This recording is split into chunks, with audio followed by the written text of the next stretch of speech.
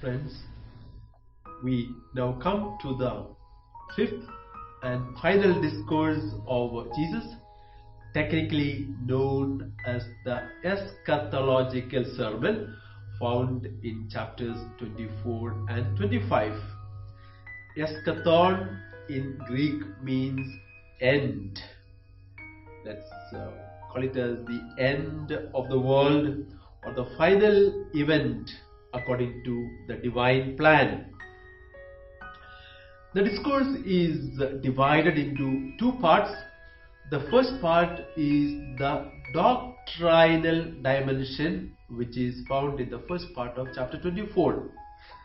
The second part consists of three major parables on the need to be vigilant and leading up to the final part of the discourse with the spectacular climax of the majestic scene of the universal judgment at the end of chapter 25.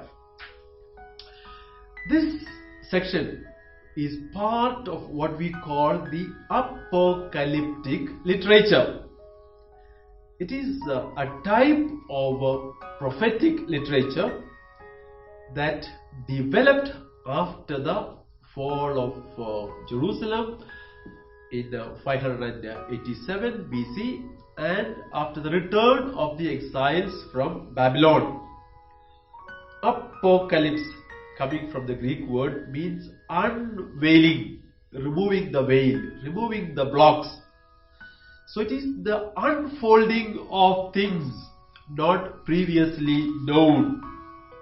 Apocalyptic events can be detected in several of the Old Testament books, especially the prophetic books of Joel and Zechariah, and part of the sections of Isaiah, especially chapters 24 to 27 and 33. And the book of Daniel offers us a fully matured, and it's a classical example of the type of apocalyptic writing written around 165 BC. The apocalyptic literature employs esoteric language.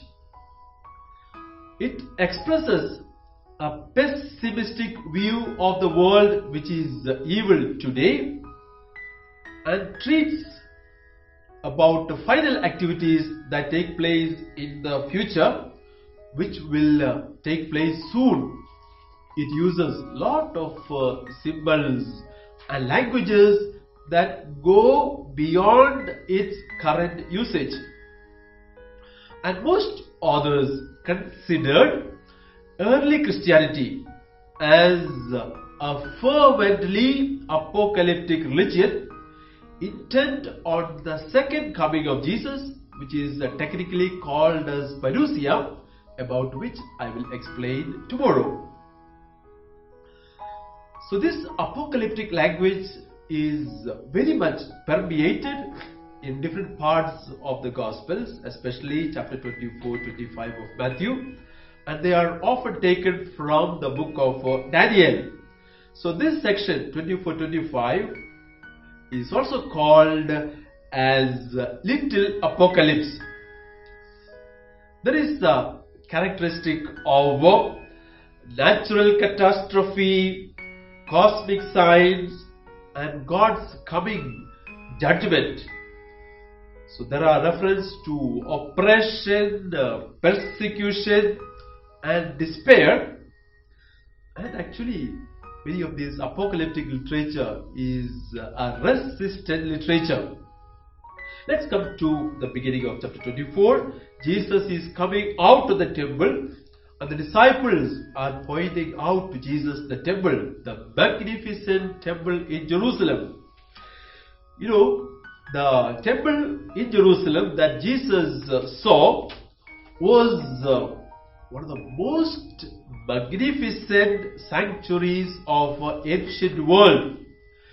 The reconstruction of this temple began by Herod the Great which spanned almost for 80 years, began in 20 BC, completed in 63 AD.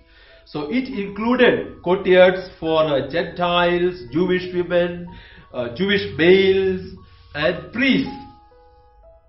And Jesus is making a statement. Not one stone will be left here upon another. All will be thrown down.